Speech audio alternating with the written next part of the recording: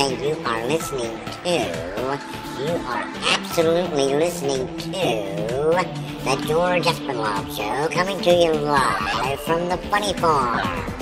Now, with no further ado, here comes Georgie!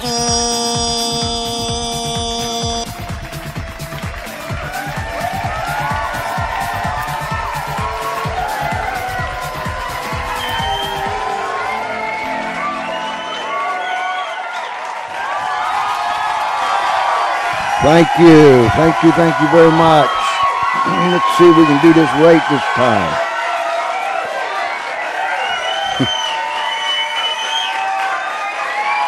Thank you.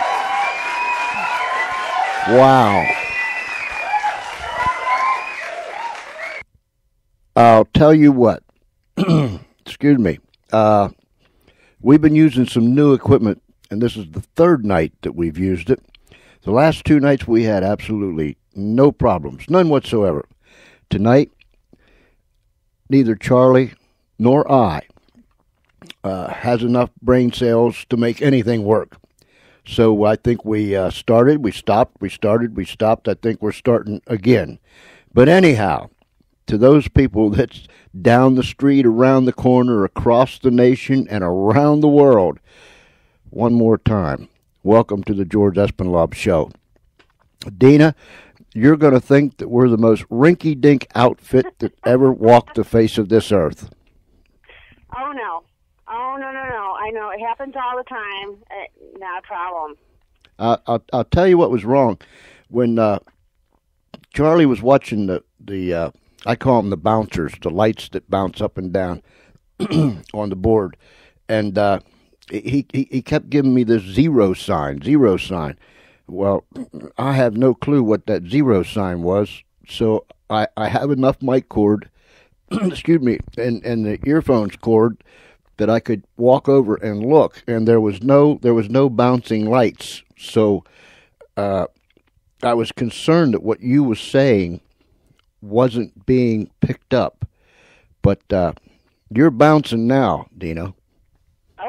Okay? All right. Ladies and gentlemen, I really apologize for that, but you all, after all this time of us being on the air, you know that if anybody can blow it, Espinlove can blow it. But when I blow it, I really blow it good. So I'm good at that. So anyways, tell us a little bit about yourself again, Dina, please. Sure, I'd love to. I'm a teacher.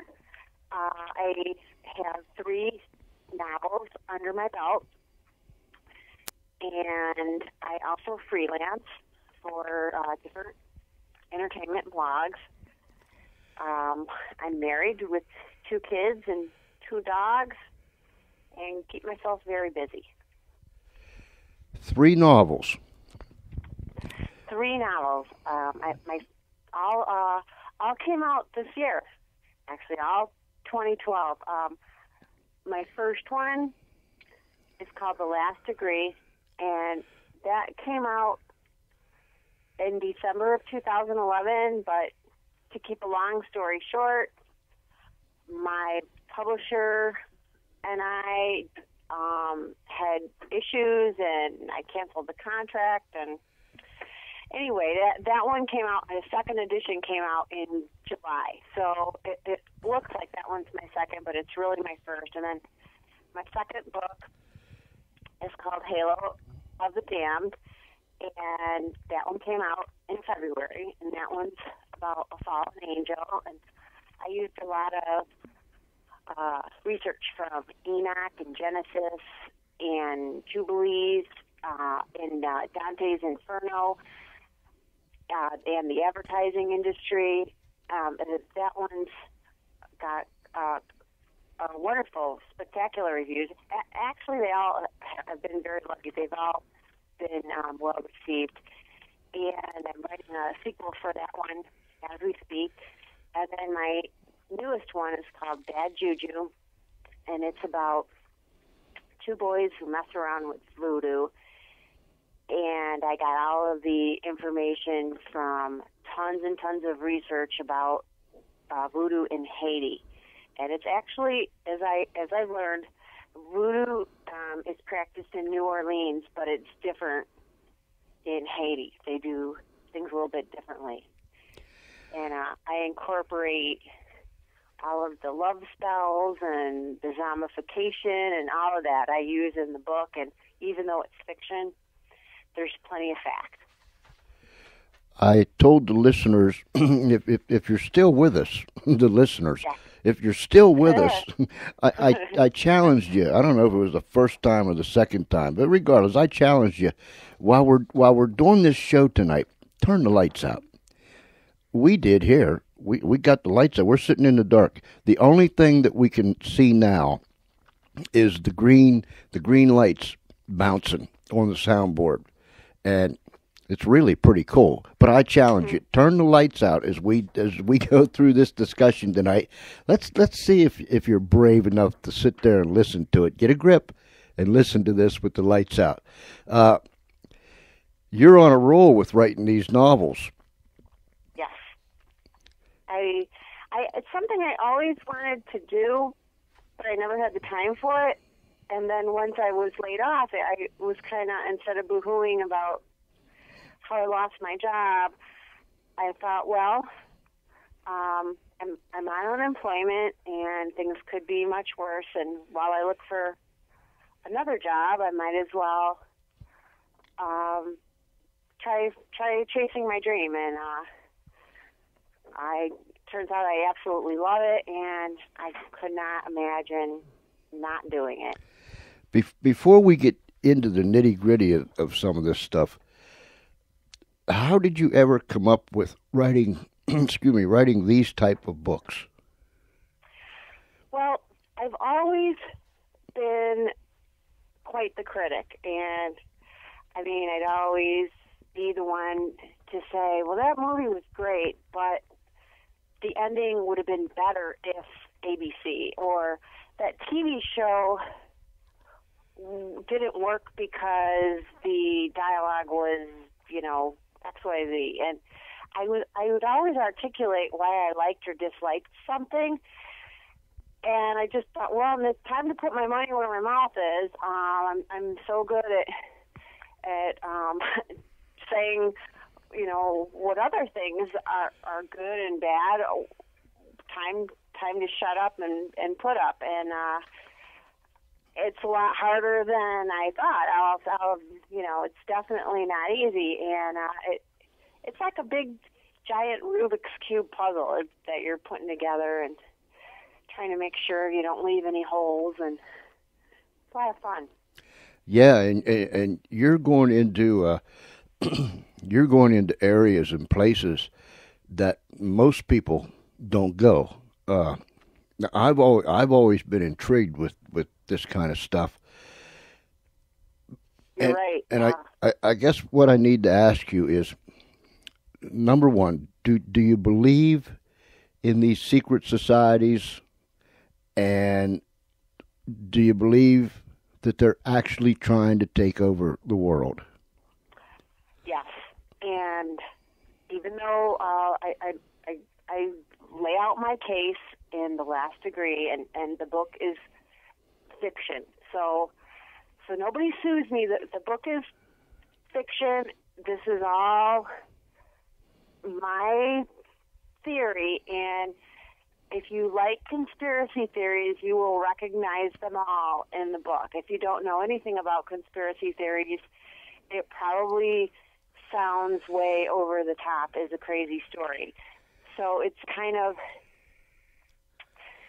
I think people who really like conspiracy theories and are interested in Freemasonry and the Illuminati would really enjoy it. And I think you hit the right place because, excuse me, because our listeners, I have a friend that's up in New Jersey, well, several of them, but one in particular. His first name is Rob, and he's got a radio show that he talks about conspiracies, and he's on weekly, and I'm going to put you in touch with him or him in touch with you. Great. because you'd fit right in. But what I was trying to say is, we've had Rob on our show twice now, and we've gotten great responses. I think there's a whole lot more people out there that are interested in conspiracies and the paranormal and the so ons and so forth than we actually realize. So I think you've come to the right place tonight. Awesome. Tell us about the Masons. How and I watched things on television and read some things, but how do they fit in this whole big picture? Well, first off, I when I'm talking about secret societies and Freemasons, I'm not talking about 98, 99% of them. Mm-hmm. I'm talking about the upper degrees, your 30th degree, 31st degree, 32nd degree, 33rd degree. I'm not talking about your average Joe Schmo who goes down to the lodge to join a brotherhood, to network and increase his little business, and to meet people to drink with on the week. I'm not talking about that guy. And anybody who is a Freemason, no disrespect. I'm certainly not trying to disrespect you. You're not the problem. But who I'm targeting, who I'm the most suspicious of, are the inner circle of the fraternal organization. This little tiny 30, 31, 32, and of course 33 are the ones that I don't trust, and they have links with the Illuminati. They have links with the Bilderberg group. So I just and my grandfather was a Freemason, and he would never talk about it. So I certainly never got any information from him. But he was just a regular guy who would go down to the lodge and hang out with the fellas on the weekend. So that's not who I'm talking about. Yeah, you're talking about the let me call them the Chief Huckamuckas, or exactly. Yeah, or as you said, the inner circle. That's like you said where the problem is. Yes. Do you think that those people, the Illuminatis, and all these other secret societies, are they intertwined? I mean, do they have one agenda amongst themselves? Absolutely. You hit the nail right on the head. Absolutely.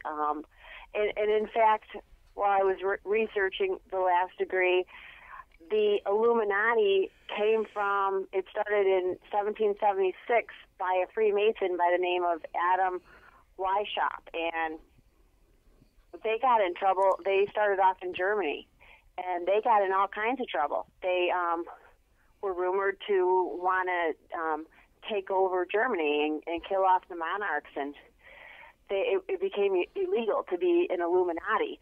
So they had to disband, and so history says that most people believe the Illuminati members just went back into their Freemasonry lodges and continued on in the higher degrees in circles with their agenda for the Illuminati. So the Illuminati and the Freemasons are so highly linked, especially when you get up to that higher echelon. It's hard to distinguish who is who. I would say the Freemasons are obviously organized. You can find them in the phone book. You can find their website. But the Illuminati, in theory, don't exist. There's a couple of knockoff groups, but the real Illuminati supposedly disbanded and don't exist anymore, which I don't believe. That's what's on the books. It's kind of hard. Excuse me. It's kind of hard to stop existing and not finding a new place to exist. Right. I'm just saying. You know what I mean? Yeah. one thing I did read, that one of the main differences between the Freemasons and the Illuminati is anybody can join a Freemason lodge as long as you're voted in unanimously. And that's a whole other interesting story, how they vote. They do this order of the secret ballot, and they when they want to vote somebody into their lodge, if it's a yes vote, they place a white ball in a box, and if it's a no vote, they place a black ball in the box. And that's where we get our term blackball. He was blackballed from the Freemasons, and if there's one or more black balls in the box, then you're not allowed in the Freemason lodge. Where the Illuminati, it's a little bit different. You have to be born into that. It's kind of like like royalty. You are born from a lineage of Illuminati members, and therefore you're expected to carry on. So with the Illuminati, you're either in or out. You either You're are, right. you either are or you're not. For years and years and years, and I've always called it the one world government. Yeah. But for years and years and years, you didn't hear the term New World Order. But until not too many years ago, it would pop out here, it would pop out there. Now it seems like you're listening or you're hearing this New World Order thing everywhere. Yeah. It's actually kind of a popular term amongst rappers, which I don't get the connection, but they're really into that phrase, New World Order, and I'm not sure if it means something different in the rapping world. But you're right. It was for the longest time called One World Government, and I think it was the first George Bush said we have embarked upon a new world order, in that one famous speech of his. And ever since then, everything has been kind of changed over to New World Order. Yeah, you're absolutely right. That's where it started. Really, really to come out into the open, that word. Do you think the United Nations has any part to play in this New World Order or the one world government? I know that's a crazy question, but anyhow. I'm chuckling because you know it does, George. Yes. You know that's a trial run for a one world government. Yes.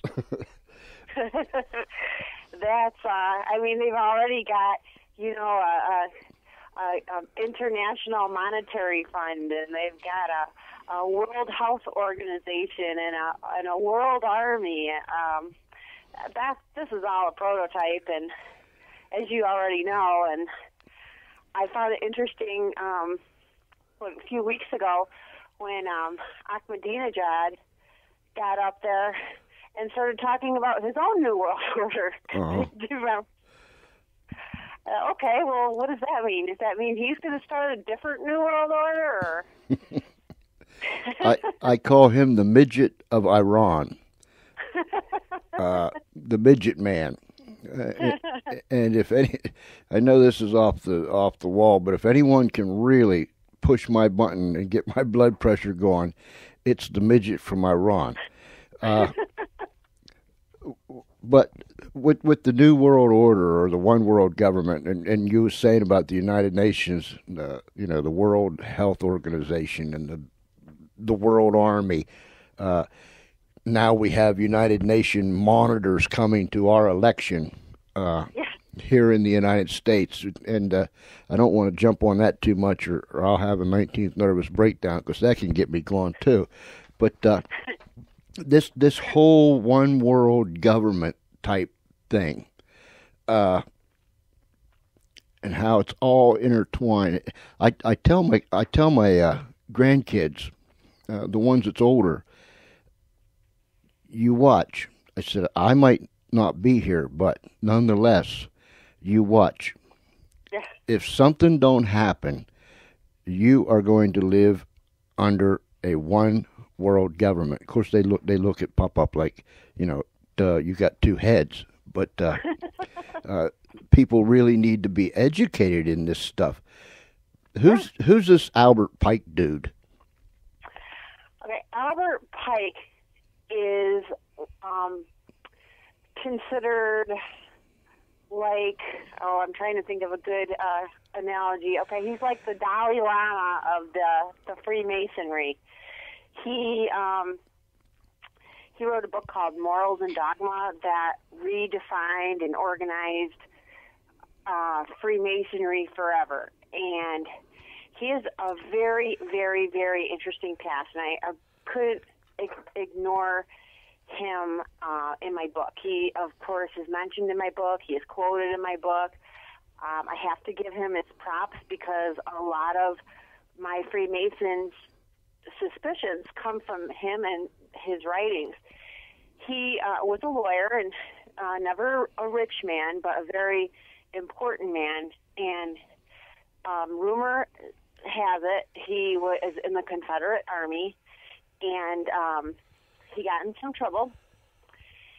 He was dishonorably discharged for some kind of wrongdoing with Native Americans, and all of that was dropped because his Freemason brother, Andrew Johnson, pardoned him of all war crimes. Some people also suspected he was one of the higher-ups in the KKK. Now, that I have never confirmed that, but that had come up several times in my research. So he was around in the mid-late 1800s, and that's a little bit of his background. A lawyer with a big family, and he wrote Morals and Dogma, and there's quite a few interesting phrases in that book. There's one part where he prays to Lucifer. He goes, "Oh, Lucifer, star of the morning."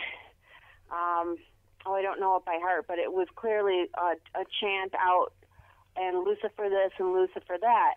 A very famous quote from the book.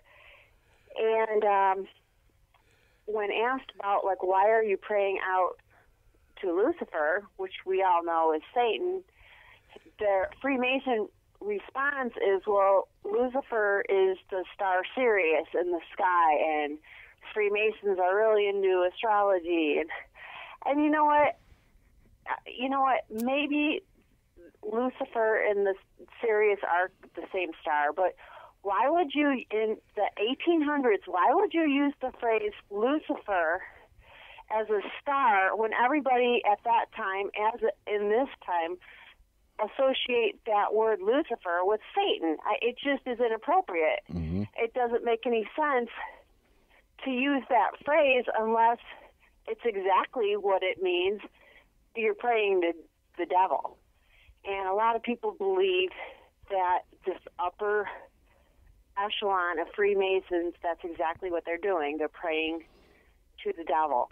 And there's a lot of mystery with this guy, Albert Pike, who a lot of people, for some reason, have never heard of. I mean, there's a big statue of him in Washington, D.C., and there's all kinds of highways named after him. And he allegedly had this real weird bracelet that he used, and those who were close to him said that he would use it to communicate with Satan, which I found all of this fascinating. And I'll give you one last really interesting tidbit that I turned up. Albert Pike was a 33rd degree Mason at the time, and he was friends with this guy named Giuseppe Mazzini, who was a 33rd degree Mason in Italy. And Giuseppe Mazzini, a little background on him, he is accredited with inventing the mafia. So Albert Pike and this Giuseppe would write each other letters back and forth for, I don't know if they were friends or it was for Freemason thing, for organization. I'm not really clear what their relationship was, but these letters wound up in the London Museum for a while, and the letters were talking about starting a one world government, and three wars would have to occur, and the first war would have to be a war in which communism was the victor. And 1917, we've got Lenin in Russia. Mm-hmm. And then the second war would have to happen in order to get the Jews out of Europe and back to Israel as a nation. And what do we got? Of course, World War II. And then the third war, he didn't know what would have to happen because it was too far in the future, but there would have to be some kind of incident that would involve the Middle East. And, I mean, you could take that as the terrorism today, or maybe it hasn't happened. I'm not sure, but this communication between the mafia guy, Giuseppe Mazzini, and Albert Pike, these letters were in the London Museum for years. And then somebody took a major attention to them, and that somebody, I, of course, read that I can't remember the author's name, but he wrote a book about the letters and Freemasonry and whatnot. And then a few years later, the letters were taken down and gone. Nobody knows what happened to them. So, I all of this stuff just kind of breeds for a good conspiracy, and I can't help wondering, has one world government been planned during the Civil War? How long has this been going on for? And not too much longer after that, we've got Woodrow Wilson with the League of Nations, setting up an early UN, and just a lot of chess pieces are moving around the board, and I probably sound like a Looney Tune here, rambling, but it's a very complicated conspiracy, and I'm just in my book, I'm naming some of the moves from the major players. That's all. Number one, Dina, you do not sound like a Looney Tune. But even if you did, you are at the right place. This is the funny farm. But you don't. Trust me, you don't. I always tell people, and I've told our listeners this for quite a while, we like people that come on the show that will cause us to think, thought-provoking things. And this type of thing here, just like I was going to ask you, do you believe that there is a shadow government behind the government that we know of or we can see? Because these things here, I don't believe in coincidence. I don't believe that this thing over here fell down and that thing over there fell down and this and over here fell down and then somehow they all crawled together and became something. I think somewhere, and I don't know where, but somewhere this has all been formulated. It's been growing. It's been lurking. It's been moving. It's been doing whatever it's supposed to do. But people like you and my friend Rob up there in Jersey and other people get that curiosity about them, and they start digging, and people's been writing about this for years and years and years and years. So you don't sound like a Looney Tune. It's something that's real. It's something that we're looking at here in 2012. There's just too many things that's taking place in too many places that you'd almost have to have lived under a rock not to know that there's something, for lack of a better word, there's something weird going on, right? I couldn't agree more with you. And all of these things are separate. So You talk about each thing individually. It sounds like, your personality's splintering and you're not all there or whatever. But if you take each thing that happens and just kind of put them next to, side by side, other events that are similar, before you know it, you've got a whole theory that keeps pointing to this whole one world government is coming. And it is a theory. There, of course, nobody but a handful of people in the world know whether it's true or not. But the more I researched that I did with the book, and even now I'm constantly online with your more obscure type of news, I can't help wondering, when is it going to hit? And it's not if it's going to hit, it's when it's going to hit. When, yes. And we all know it's coming. A couple other things. I'd like to, a couple other of my soapboxes with one world theory, and I added this into the book. I'm wondering what you and your listeners think about this. How come almost all of our presidents, in modern day at least, have went to Harvard, Yale, and Princeton? Uh-huh. I mean, we've got thousands and thousands and thousands of universities, and it's the same, 3 to 10 places that they all go to school. Mm-hmm. And their cabinet all goes to school at the same schools as they do. And that was a big part of my book. Is Harvard, is Yale, is Princeton, is Columbia, are these recruiting grounds for future members of the New World Order? Are these college students who show promise placed in different jobs in the world for future, for advancing the agenda? Bill Clinton was a Rhodes Scholar at Oxford, and Cecil Rhodes, it was one of the biggest Freemasons ever. Obama with Columbia, and Bush with the Bushes with the Skull and Bones.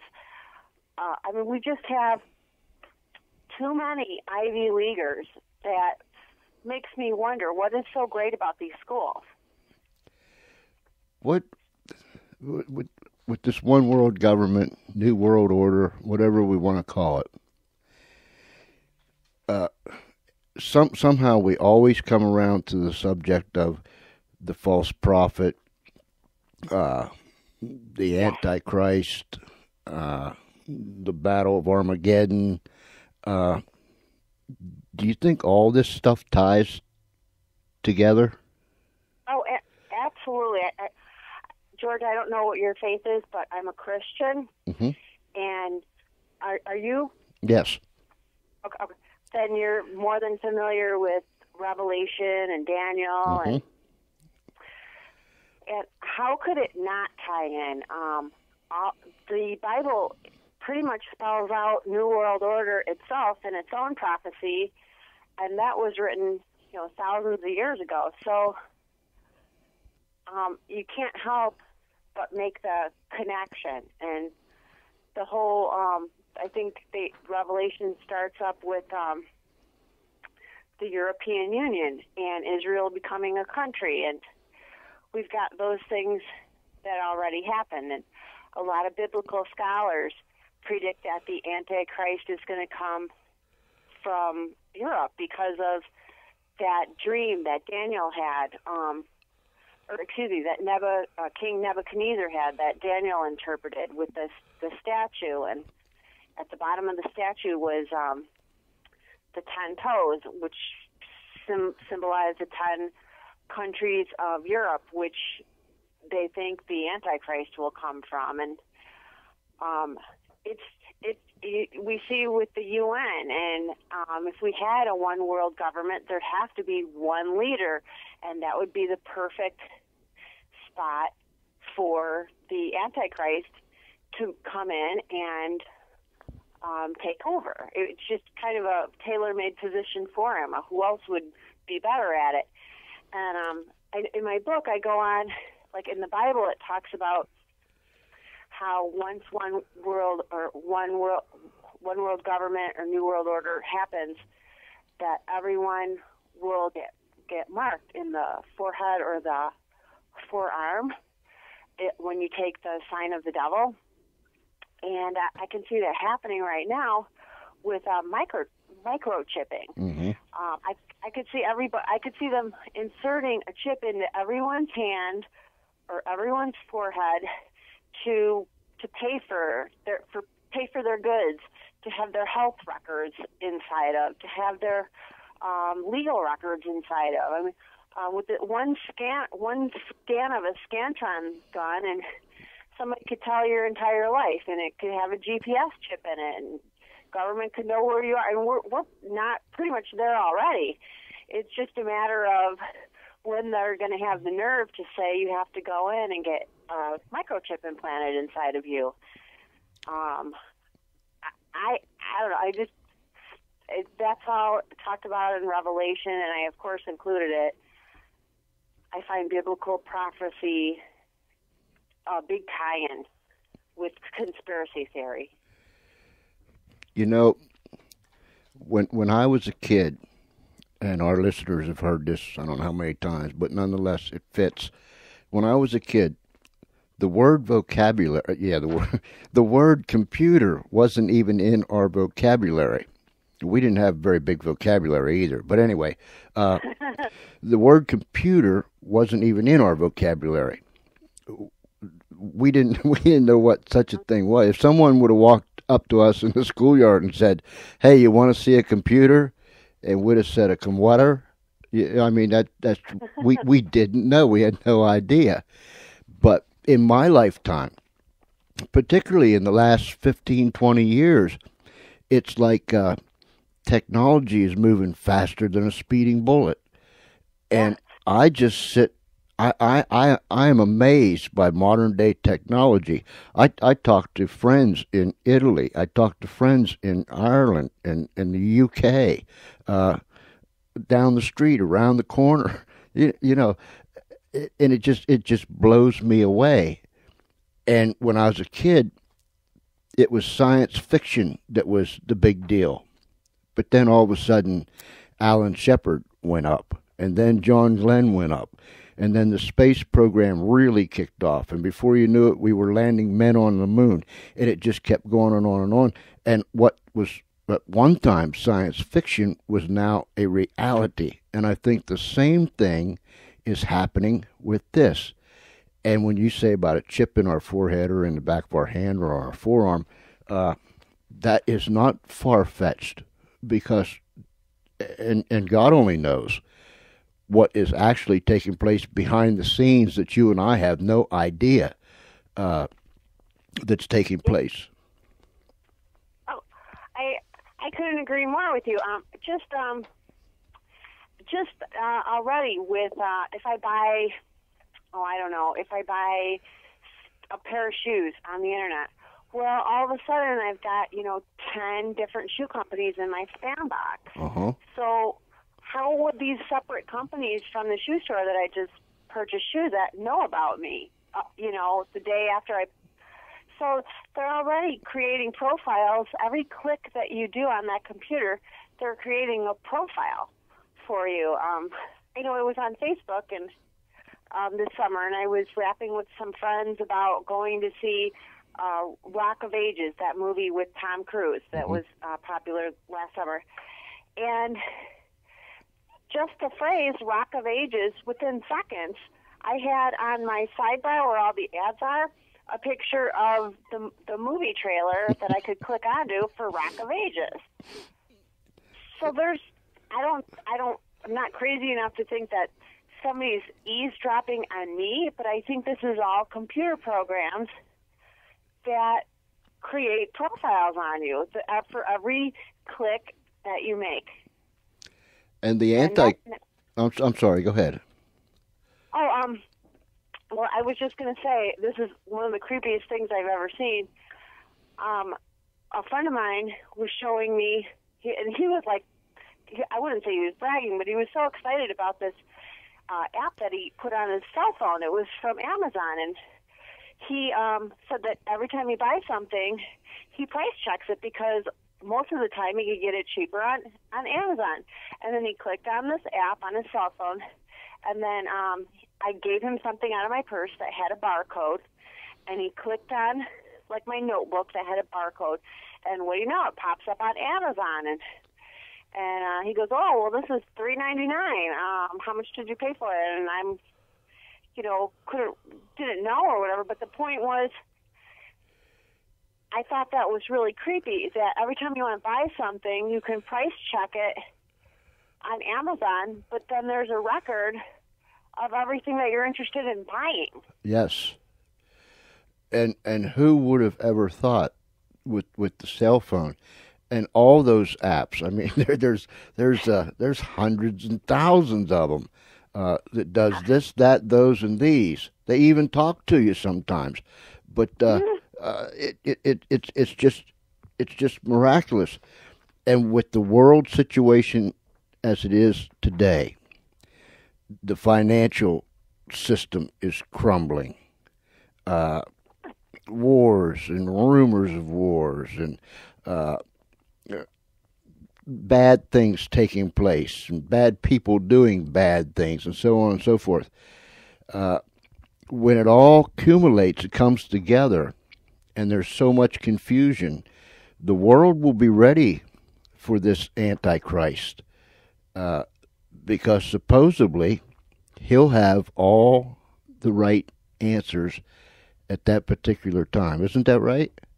Yeah, I agree 100% with you. And that's scary to think. There's one thing I wanted to ask you, and I wrote this down. This zombie movement or whatever that has to do with zombies. Now, I've seen some of these weird videos of. I watched that one in Florida of what happened. Yeah. Is there such a thing taking place? Well, that's a great question because as a freelance writer, I've written numerous articles about zombies, and I talk about there's two kinds of zombies going on right now, and one is the zombie apocalypse, where we've got people that the way people can become a zombie is through drugs or a disease or mind control, and they're still alive, but somehow their mind just completely changes due to the drugs or whatever, and then they can eat somebody's face off, like we saw happen in Florida. Or there was that one thing in Canada where that one porno star hacked up somebody and ate part of the pieces and then sent them to his girlfriend. And there was another incident out by you in the East Coast where a roommate got mad at her girlfriend and killed her and started eating part of her body. Yeah, you're right. So, you're right. Well, but I think I want to say it's either Delaware or New Jersey. It was. Mm-hmm. These all happened in, a month of each other? Yes. And all of these people that are doing these weird zombie kind of behavior, everyone who knew them said that was not their nature. They don't know where this came from. And the one in Florida particularly, the girlfriend of the guy who ate that homeless guy's face off, she saw that they tried to pin bath salts as the problem with all of these people, actually. And I don't know about the other two, but the Florida guy, supposedly, according to his girlfriend, he didn't even know what bath salts were. The guy did occasionally smoke pot, but no, he didn't have anything to do with bath salts, and he was from Haiti and was into voodoo. So that's what she was blaming it on. So I thought I'd throw that out there. Then there's the other kind of zombie that's dead and then comes back to life through a whole voodoo ritual of a boker. And that's very real too.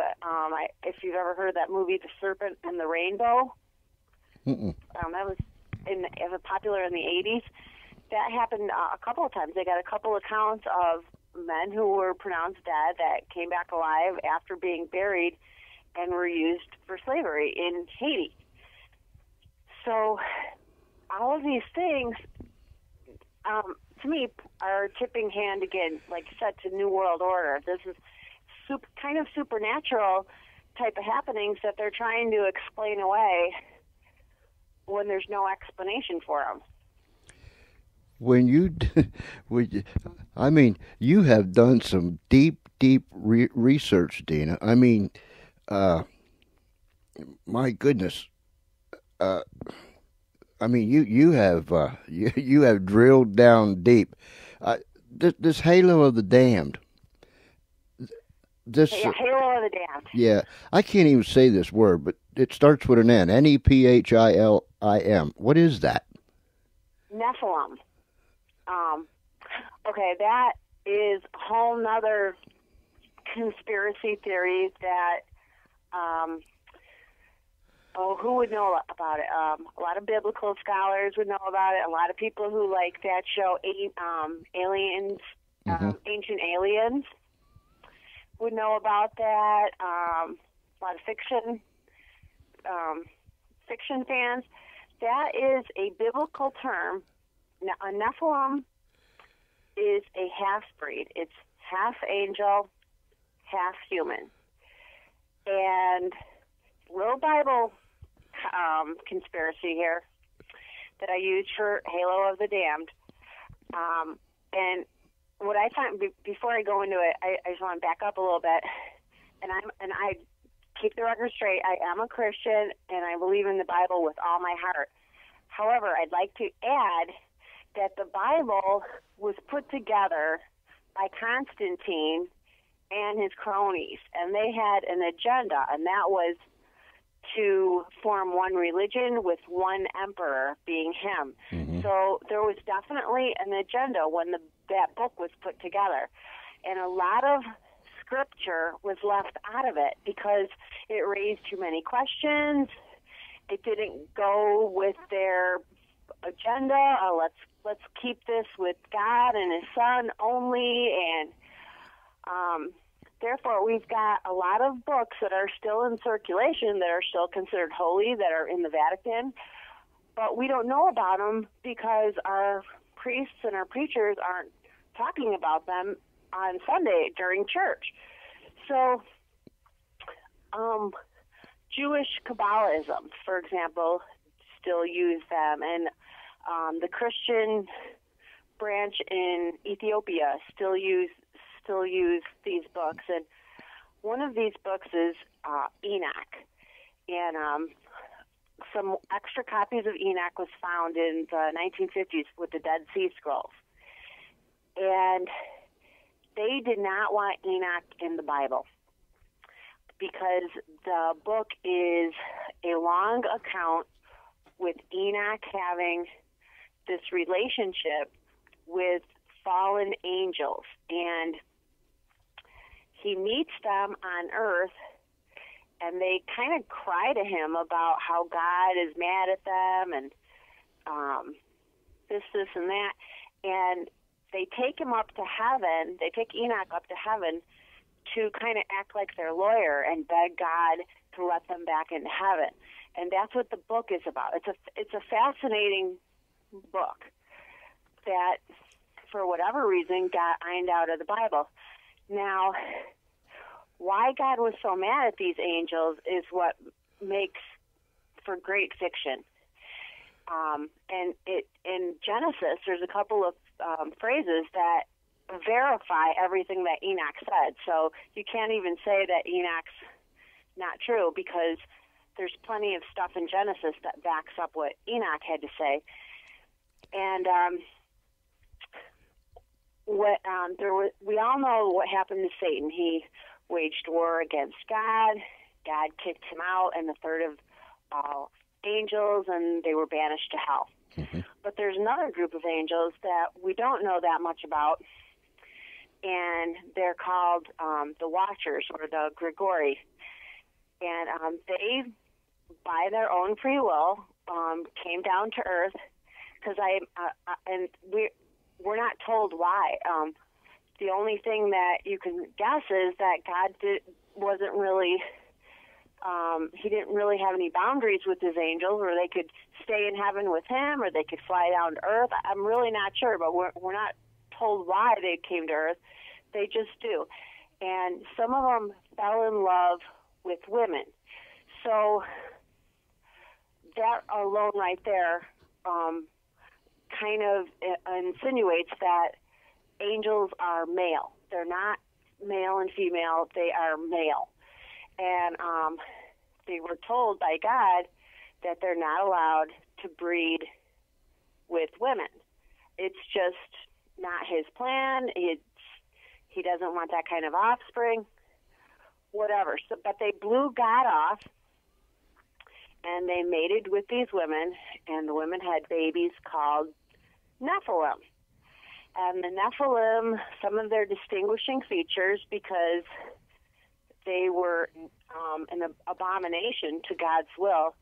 They were giants, and they had 6 fingers, and they even had kind of vampirism kind of going on, where they'd eat other people, and they'd go through a lot more resources than your average person.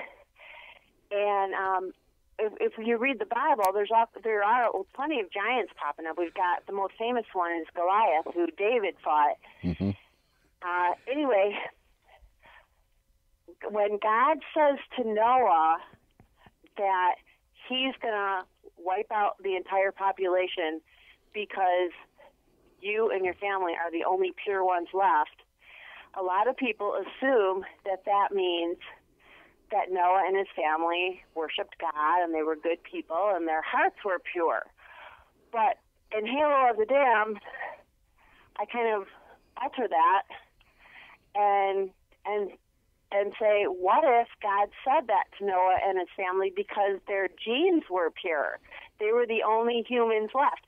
And that's why we had the flood, because the rest of the population was tainted with angel blood, and humans were no more. And that's kind of like the premise of it. And when you get down back to the book, we've got modern day, and we've got a modern day angel who runs an advertising agency, and he's ignoring God, and he's ignoring Satan, and he's fornicating with women and having his own modern day Nephilim. And that's the pretext of the book. You know, as you was explaining that, and you was getting closer and closer and closer, I was if you could have seen me, I was like a little kid in school. I was starting to jump up and down in my chair, and I was going to raise my hand and shout, I know the answer, and I was going to say, aha. When I read in the Bible, and there were giants in the land, now I understand. Now I understand. Yeah, and I was getting all excited and all jumping up and down. And I thought maybe I'll get 2 Tootsie Rolls and a lollipop if I answer the right question. But yeah, that makes sense. That really makes sense. And particularly with the flood, when you got to the flood part, the genes were all messed up, corrupted, and Noah and his family were the only ones that were still pure. That makes sense. That really does. I still sound like a little kid. I know. Somebody might think that's convoluted thinking, and I'm blaspheming the Bible, and that's not my intention at all. I'm just giving another interpretation and running with the ball in a fiction sense. So, I'm a Christian. I never would want to upset another Christian with my ideas.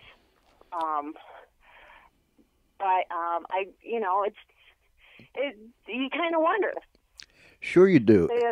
And I was sitting here thinking, with the amount of research that you've done, and the amount of research that other Christians have done.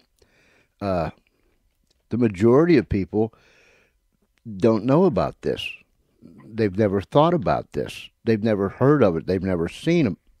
But once it's explained, it starts to make sense. And how do we know? I think there's so many. Who was it? The Apostle Paul that says, "Now we look through a glass darkly." And I know he was talking about heaven and those type of things, but there is so much we don't know. In the beginning, God created heaven and earth. The earth was the earth was void and without form. What is that? What was going on? I mean, there's so much that we don't know. But by digging and finding out, who says that these things didn't take place? And I always wondered. I really did, Dina. I always wondered, giants in the land. Were they real giants, great big people, or does that mean something else? But as you explained it, it makes perfect sense. The Enoch that you was talking about, is that the same fellow that was translated to heaven? Or was this a different guy? Enoch? Mm-hmm. No, you're right. No, same one and the same. Okay. And he never formally died. According to Scripture, he never died. He was taken alive one last time to heaven and never returned. What about vampires? Well, interesting enough, everyone seems to give Bram Stoker, the credit for writing Dracula, and he's the one that got us all thinking about it, and it was based off of that guy Vlad Tepes in the 1500s from Romania, who supposedly would kill his enemies and drink their blood in front of his house for dinners, and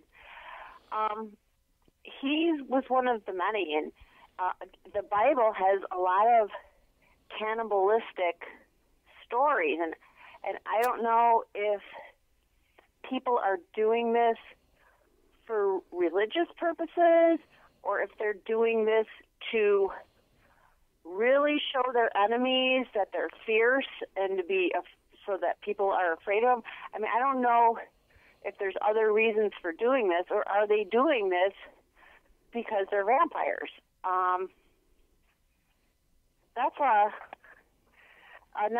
That's another book.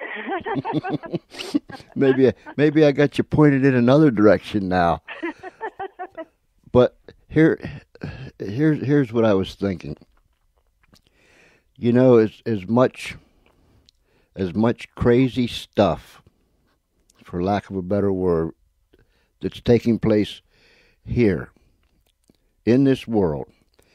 And it just so happens that we have cable TV now, and we have 24-hour news, and we have instant, when something happens, they take us there, and we watch it happening. But I have to say that there seems to be more darkness, more evil, more strange things happening now than I can ever remember in my lifetime. Like the zombie incidents and stuff. I watched that on YouTube, and it blew me away. And I never knew, that was going on. But a couple of weeks before that, this 16-year-old kid, he said, "Hey, Mr. George," he said, Are you getting armed for the zombies?" And I laughed at him, because there was a movie, an old black and white movie about zombies and stuff. I said, "Why are they coming?" And I was just acting stupid like I always do. And he said, "Yeah, they're coming, Mr. George. They're coming." And I said, "You sound so serious. Are you serious?" He said, "Yeah." So he started telling me about this. And then I saw this incident down there in Florida, and I thought, goodness gracious, Aunt Sally, this is weird stuff. And then, I mean, one of the number one shows right now is The Walking Dead, which is all about zombies. See, I mean, it's just it's the mind that's being bombarded. The evil, and most people, and this isn't to bust on, ordinary people, but most people are not even conscious of evil and darkness and Satan and those particular things. I mean, it's just like, we're walking down the path and the sun's shining, the birds are singing, we're whistling, and there's all these bad things around us, and we're not even aware of what's taking place. Oh, so many people are tuned out, and they're just living in a bubble, and I'm not criticizing, because we could all get self-absorbed and in our own little world, but I just hope that they wake up and don't just, I mean, if you watch Fox News, try a different news station. Try CNN. You watch CNN, try Fox. Try the Internet. Don't rely on one source for your news. Don't. That is a fool's game, because they all got their own agenda, and you're never going to get the truth. I really believe you kind of gotta shop around and figure things out for yourself, because you just can't trust the media to tell you what's going on anymore. They've got their own cover-ups going, and you're talking about zombies and everything. I don't know if you watched that. They've got a whole new show on TLC and the Discovery Channel called Doomsday Bunkers and Doomsday Preppers. There are people that are, selling their worldly possessions, buying acreage in, Idaho and the Smoky Mountains, and anywhere there's a mountain range, and, digging underground bunkers because they're so sure that the end is coming. This whole wave of survivalism is taken to another extreme, and right now a lot of people seem to think that they're crazy, but are they? I mean, a lot of people thought no, it was crazy. So I just, I don't know if you watch those. They're but I'm gonna look them up. It's just these things that are taking place. We just can't discount them. We just can't blow them away and say, that's just you bumped your head too hard on the door frame today or something. We just can't push things away. Not when they're happening the way they're happening. It's here. It's real, and all these things. It just amazes me, Dina, that the amount of research that you must. How long did it take you to write these books? Well, the research probably took longer than the actual writing. Mm-hmm. I would say now this is I'm just one of those weirdos that I probably would be watching TV shows and watching YouTube videos and reading this kind of news anyway. So my research is kind of like stuff that I would be reading anyway for a large part of it. I would say each book took 4 to 6 months. These are the type of things that like you said, you do them anyway. It's something that I really enjoy, and I got a lot of questions about what's going on, and I'm hoping that, even though my main goal is to entertain, I'm hoping that the reader, it gives the reader some questions to what's going on as well. Yeah, get the old brain exercised. Right. Thought-provoking. Right. Our listeners, excuse me, of course, if there's any of them left since we messed up messed up. I'm sure there is, but there will be because everybody goes back and listens to them over and over again.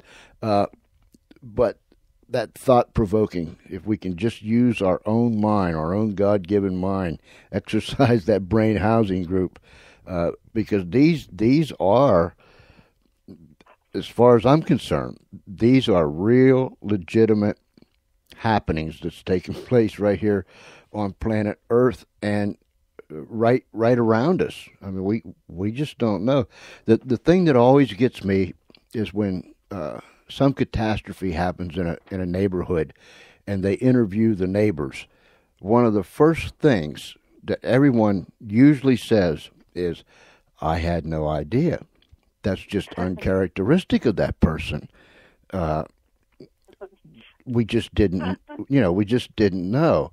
And I'm always thinking, well, is there a particular way something or somebody's supposed to look that does that, or But these things that take place are just weird. Or here's one for you. Just to not to change the subject, but if you remember, not this last summer, but the summer before that, how about that one Freemason in Norway who went to that island and killed everybody on the island? Mm-hmm. What happened to him? Yeah. I felt like, was that a test run to see how their mind control works? Or I mean, what happened to him? Yeah. We heard about the massacre, and it was a big to-do story, and over a year later, there's no follow-up? Mm-mm. The man killed 70-something people on an island, and there's not one follow-up article? Yeah, it's done. It's like somebody opened the book, you read 2 pages, and they shut the book up and took the book away. Right. It's just and that's the kind of stuff that's happening all over the world. That's what I call a sweep under the rudder. There's no, and the guy, and I don't know that maybe I'm reaching at this one, but the guy who killed all those people in the movie theater for watching the Batman movie. Yes. What was that about? That's a perfect example of so-called normal people just all of a sudden their switch got short-circuited or something, and they just did a complete 180. Yep. And that guy was supposed to have had a brilliant mind. Yeah. So it's just it's mind-boggling. It's mind-boggling. And my goodness, Dina, you have been a delight. I mean that. Oh, thank you. Man, I sit here and I listen to you, and some of these things. I mean, this is just right down my alley. I love it, and I'm going to make sure I get you in touch with Rob, or Rob gets in touch with you, because he'll eat this kind of stuff up. I mean, he just lives it. He lives it. He's a civil engineer by trade, but he's written several books on conspiracies and so on and so forth. So I'll see that you two get hooked up. I have had a blast. I have really had a blast. Me too. I apologize for the moon rocks that fell down on us twice. We were bombarded with moon rocks, but we persevered. We pushed through. It's please don't even mention it. I've had a wonderful time, George. You are a wonderful host, and I'm not only a guest of yours, I'm a new fan too. So. Oh, thank you. Listen, we want you to come back. Anytime. Yes, we will. We will stay in touch. And the website. It's dinarae.co, right? It's dinarae.co. The .com was taken by Dina Rae, who was a backup singer for Eminem, the rapper. Mm-hmm. Mine is just dinarae.co. Yeah, because I looked at it this morning and I thought, somebody leave something out. So I just, I typed in there DinaRae.co and boom, it came up. I said, oh, I get it now. Sometimes it takes me a while to get it, but eventually I'll get it. So, ladies and gentlemen, go to Dina Rae, that's DinaRae.co. And there you can read all about it, her biography and all about her books. And I'm going to tell you one more time, you have been a delight. And I want you to come back. And we are a fan of yours, and you keep on writing. Thank you so much, George. Give your family our regards, and may everything you put your hand to blossom. Thank you. And I just pray that God will just keep blessing you real good, Dina. Well, thank you, George. Thank you. And I also would like to, say a prayer for all of you good folks out in the East who were victim to Hurricane Sandy. I mean, what a tragedy. Yes, it is. Yes, it is. My goodness. Until then, thank you. Thank you so very, very much. And I will see that I get you Rob's information and your information to Rob so you guys can cross paths there. Okay? Wonderful. All right, Dina. Thank you so much. Thank you, George. Bye-bye. Bye. Wow. That was fun. I mean, that is what I like. I hope you liked it too. Goodness gracious, Aunt Sally. Oh, that was just so wonderful. That's all I can say is, And I do. I apologize, ladies and gentlemen. Like I said earlier, we've used our new stuff here. This is the third night. And I'm still not sure exactly what we did or what we didn't do, but I guess it was the third time around. We did it right. And I'm trying to sit here wondering, I hope, Charlie, I hope you remembered how we got that thing, the third time around when it really worked. I hope you remember, because I'm not so sure I remember. Anyhow, thank you, Dina. Dina Rae was so kind to take time out of her busy schedule. Wow, that'll get your mind turning and churning. That is thought-provoking. Whew. And remember, we're here at the Funny Farm where fantasy and reality are intertwined, and we can't tell the difference. Maybe you can. I doubt it. If you hang around with us long enough, you won't understand anything either.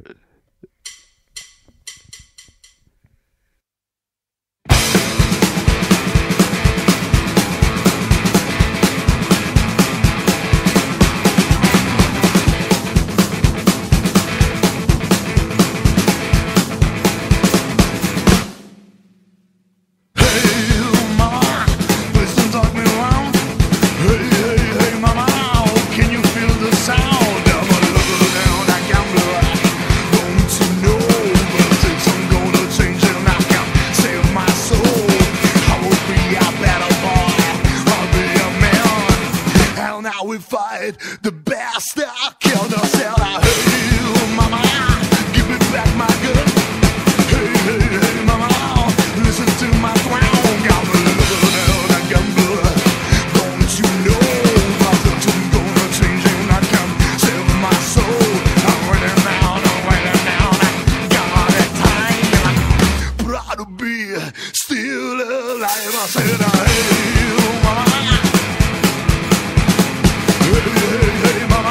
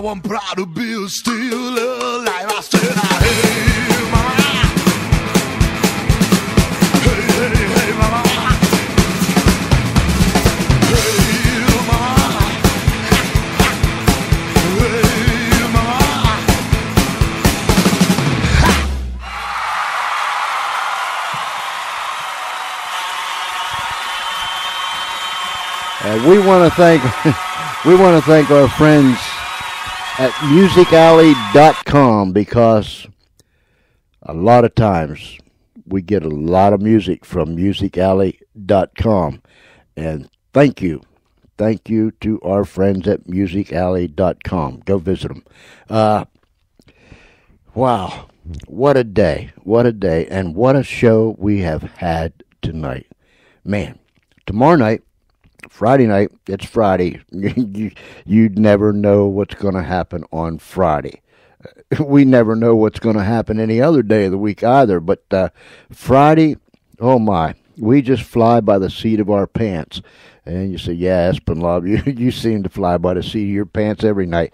No, most of the time, believe it or not, most of the time, we have a regular agenda. We have a schedule.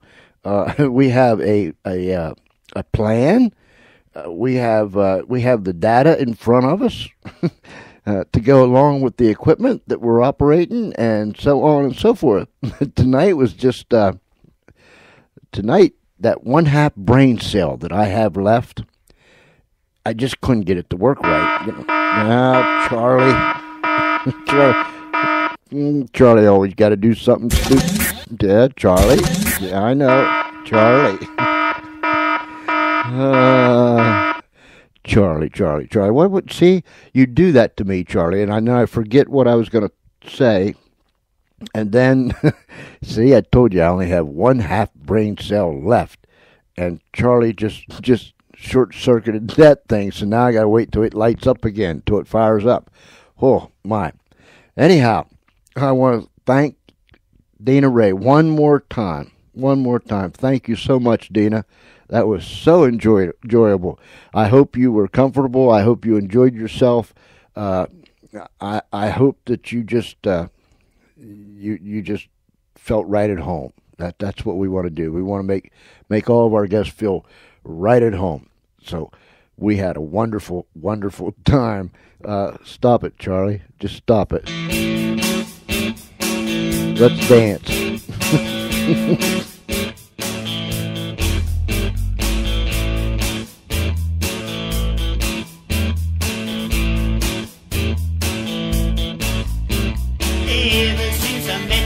I seem to just upset you, but I never will forget you, no I won't. It seems we're always fighting, thunderbolts and lightning. I find it very frightening, yes I do. Fire and water, destiny's daughter. Fire, water, destiny's daughter. I'm done, and Charlie. I'll be. You amaze me with this stuff. All I need, yes, indeed.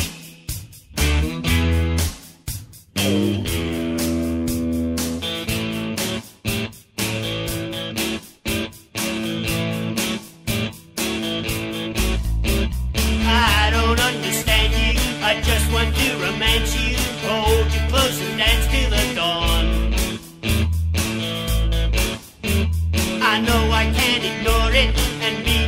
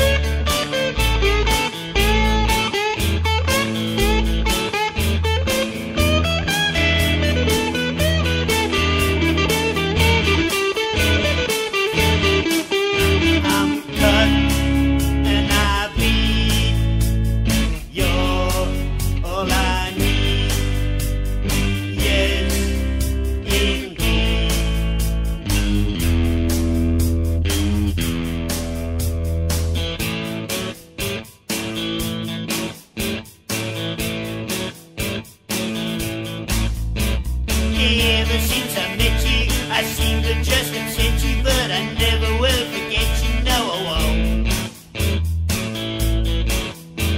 I don't understand you, I just want to romance you, hold you close and dance till the dawn.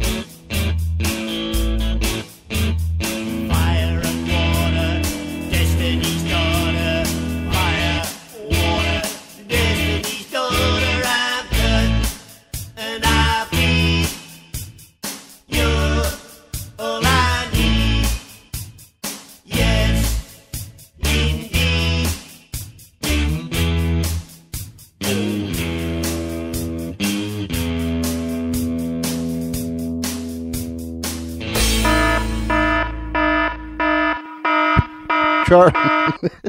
Charlie, stop it.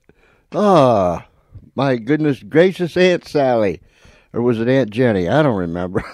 Well, it was one of my aunts. I don't even know if I had an Aunt Sally. I know I had an aunt. I had an aunt. Oh, I feel one coming on. I do. I feel one coming on. I better not get started. You know how goofy I get. Oh, I'm goofy anyhow. Tomorrow night, Friday night, that's what I wanted to say before Charlie rudely interrupted me. Tomorrow night, the Total Tutor will be with us. Mr. Neil Haley out of Pittsburgh, Pennsylvania. He comes on once a month, usually the last Friday of every month. But last Friday was the last Friday of every month. That's pretty good. Last Friday was the last Friday of every month. But we had a slight snafu there, so we had to move it up until tomorrow night, which is the first Friday of this month. So we went from the last Friday of last month and the last Friday of the months before to the first Friday of this month. You get all, I'm just saying, you know what I mean? He'll be with us here tomorrow night. Boy, I feel about half squirrely, you know. That's all there is to it.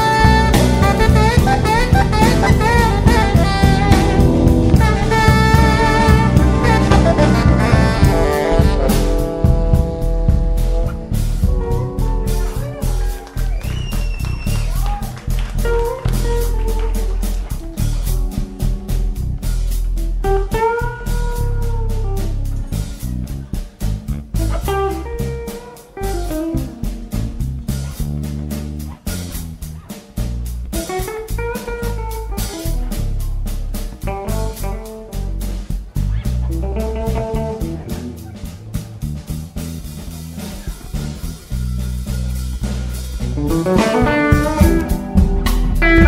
you know music like this will calm the savage beast. I needed that. You just gotta close your eyes and let it get way down deep in your soul.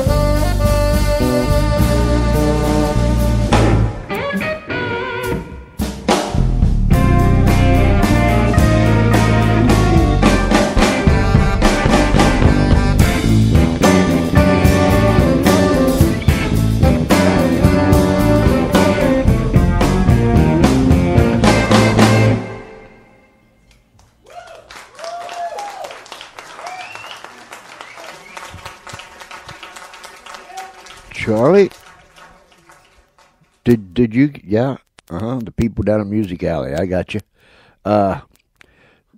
You got to let music like that get way down deep inside your soul. You know what I'm saying? Hey, listen. Go to DinaRae.co. C-O. Dina Rae. DINARAE.co. .co. DinaRae.co. And there, you can read all about her.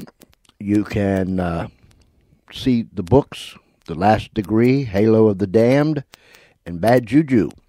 Wow. And she did a tremendous amount of research to write these books. And wow. It was a tremendous night tonight having Dina Rae with us. I'm so glad that she took the time out of her schedule to come on the show. It was delightful. Remember, tomorrow night is Neil Haley out of Pittsburgh, Pennsylvania, the Total Tutor.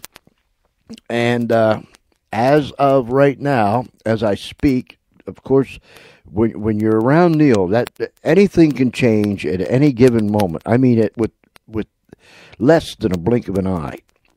The Total Tutor. The man is on over 80 radio stations across America and around the world. He is the owner of the Total Tutor Network. He has a tutoring business that he runs there in the city of Pittsburgh. He is on television. He is here, there, everywhere. He's like Chicken Man. He's everywhere. He's everywhere. The last time we had him, which was, let's see, we didn't, bear with me. We didn't have him the last Friday of last month because we had a snafu. But we had him the last Friday of September. And it was a delight. Because Neil, he's one of those excitable fellows, you know. He used to be a professional wrestler. He's a big fella. He's tall. He's big. He's just a big man. But he used to be a professional wrestler.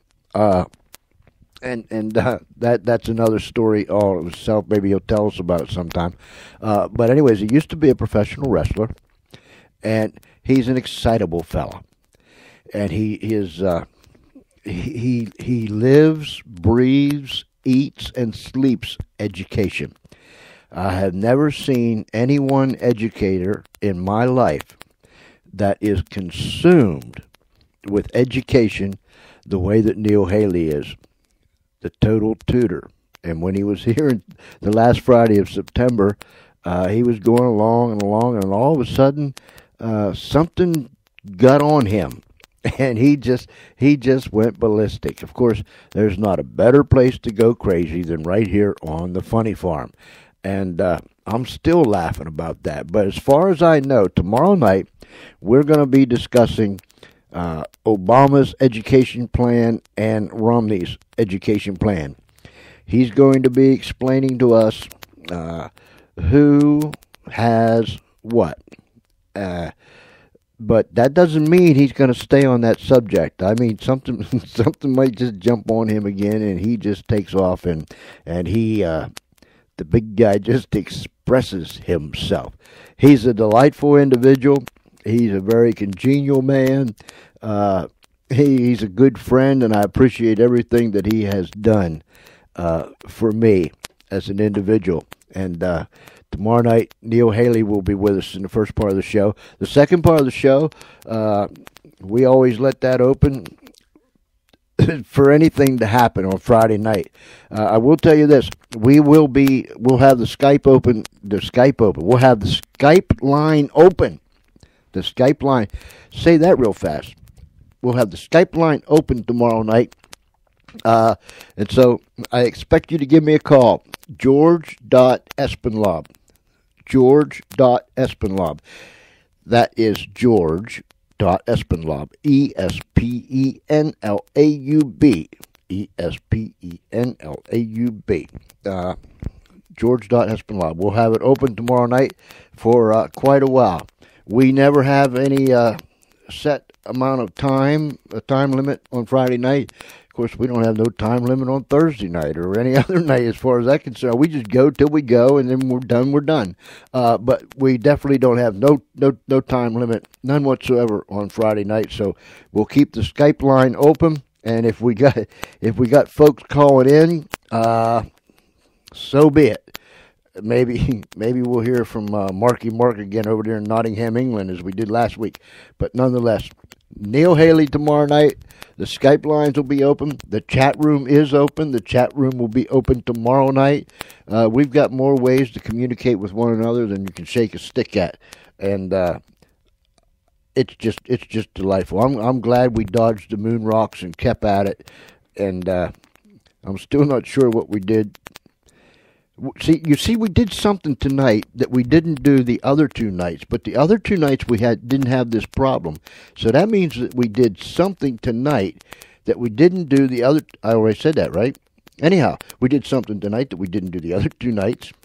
And then all of a sudden, we did something that we did the other 2 nights, but I can't remember what we did the other 2 nights, much less what we just did tonight after we didn't do what we did the last 2 nights. You got all that? I hope so.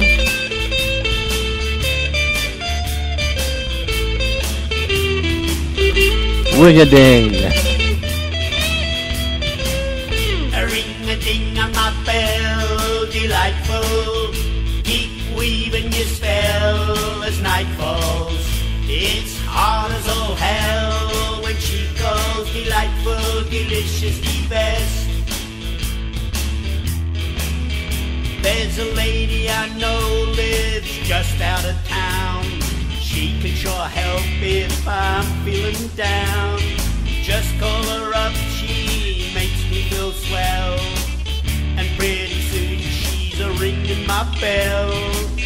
A ring-a-ding on my bell, delightful. Keep weaving your spell as night falls. It's hard as all hell when she calls, delightful, delicious, the best. I climb into bed, but I don't get no sleep. And when the sun is starting to peak, just where are you going? I hear her say, and then my bell rings in a new day. A ring-a-ding on my bell, delightful. Keep weaving your spell as night falls. It's hard as all hell when she calls, delightful, delicious, the best.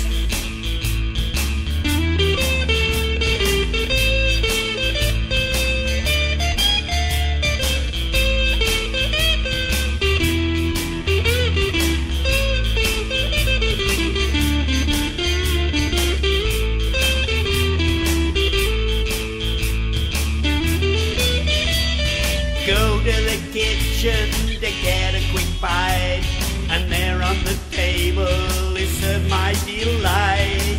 Go to the shower to have a quick scrub, but pretty soon that bell rings in the tub.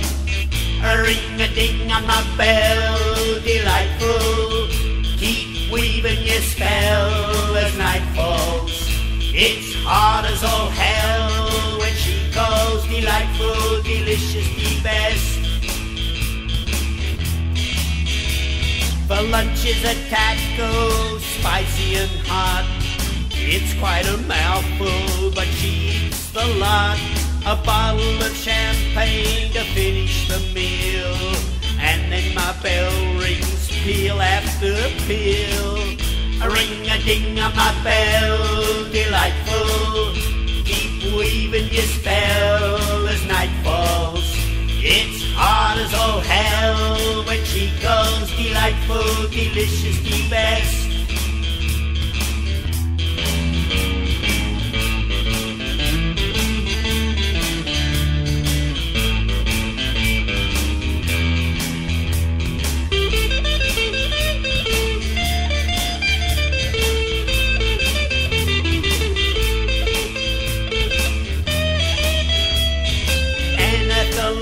I take a quick nap, alone on the sofa, but she's soon back. Wake up, lazy folks, there's work to be done. It must be time for your bell to be rung. A ring-a-ding on my bell, delightful. Keep weaving your spell as night falls. It's hard as all hell when she calls, delightful, delicious, the best. A ring-a-ding on my bell, delightful. Keep weaving your spell as night falls. It's hard as all hell when she calls, delightful, delicious, the best. Delightful, delicious, the best.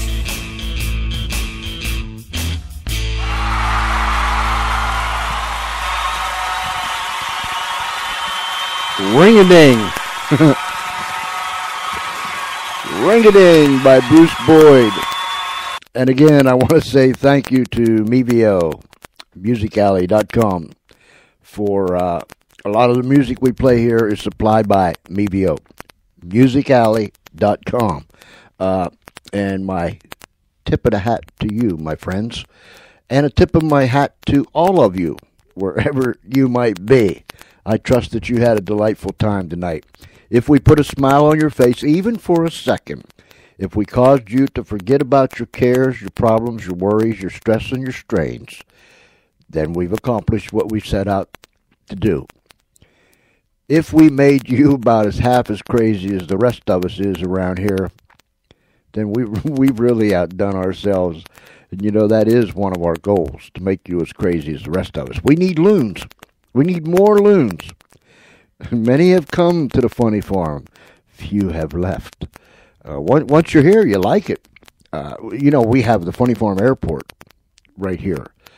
And there's more airplanes that fly in than there is that fly out. Every time that they fly in and the people come to the Funny Farm radio studio and the facilities here, when the airplane flies out, a lot of those people that flew in isn't on the airplane that flies out. Oh, I'm starting to get silly. I better tuck myself in bed here pretty soon. But anyhow, we need loons. You don't have to buy anything. You don't have to sign anything. All you have to do is show up. Show up here at the George Espinlove Show every night, 6:30, or Monday through Friday, 6:30 p.m. Eastern Daylight Time. That's all you got to do is show up, and we will have an effect on you one way or another.